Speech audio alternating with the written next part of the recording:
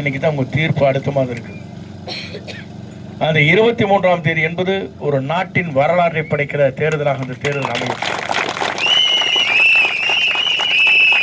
என்னை பொறுத்தவரை இங்கெல்லாம் இருக்கிற இளைஞர்கள் உங்களை பார்க்கிற போது எனக்கு தெரியும், விசில் அடிக்கிறது பார்த்தா எனக்கு தெரியுது.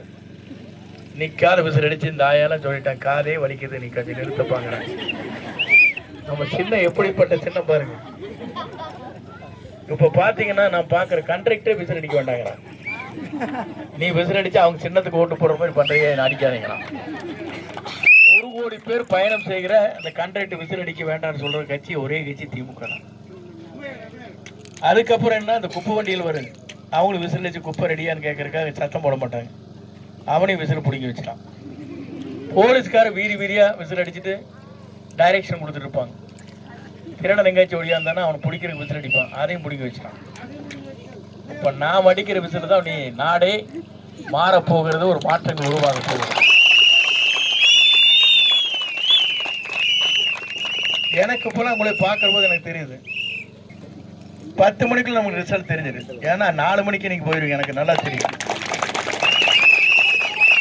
முதல்ல மாதிரி 7 மணிக்கு பூத்துல போய் நிக்கிறது, 6 மணிக்கு நிக்கிற காலம்லாம் மாதிரி 4 மணிக்கே போய் கேட்டை தள்ளிட்டு இருப்பீங்க.